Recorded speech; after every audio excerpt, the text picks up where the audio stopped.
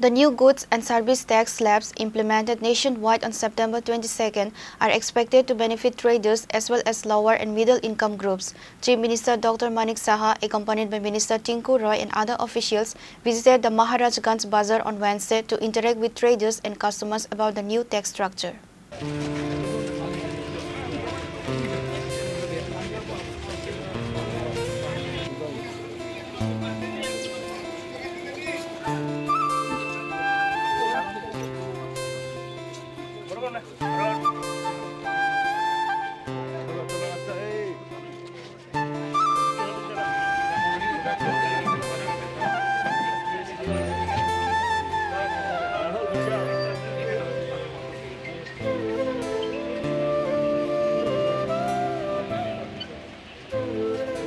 The Chief Minister spoke with various shopkeepers explaining the details of the new GST slabs. He also took the opportunity to raise awareness among customers.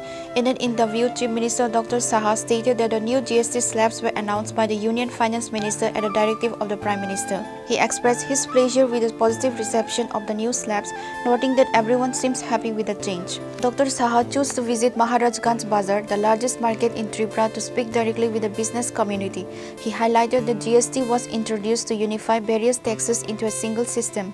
The Chief Minister also expressed his hope that after 2050, India will become the world's leading economy.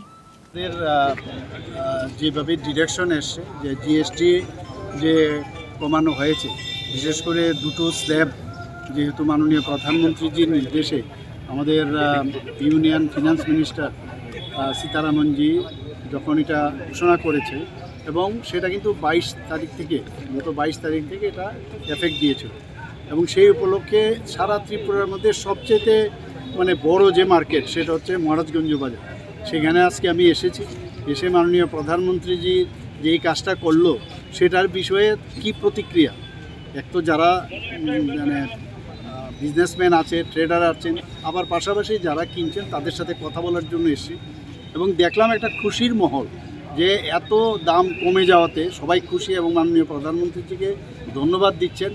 এবং প্রথম যখন দেখুন আগে তো কত রকমের tax ছিল, কারখানার থেকে বেরোলে এক ট্যাক্স, আবার রোড ট্যাক্স, আবার ওই জিএসটির আগে যেটা ভেট ছিল, আবার এক স্টেট থেকে আরেক স্টেটে গেলে আবার ট্যাক্স, সবকটা ট্যাক্স মিলে একটা যখন জিএসটি প্রথম ফর্ম হয় এটা নিয়ে কিন্তু অনেক হইচই, যে 5টা স্ল্যাব ছিল সেই জায়গা থেকে 2টো স্ল্যাব নিয়ে আসাতে প্রথমে যখনই কিছু করা হয় তার অনেক যে প্রস অ্যান্ড কন দেখার পর সেটা দেখলো যে না, যদি আমরা 2টো স্তরে আমরা সেটা করি তাহলে ভালো হয়।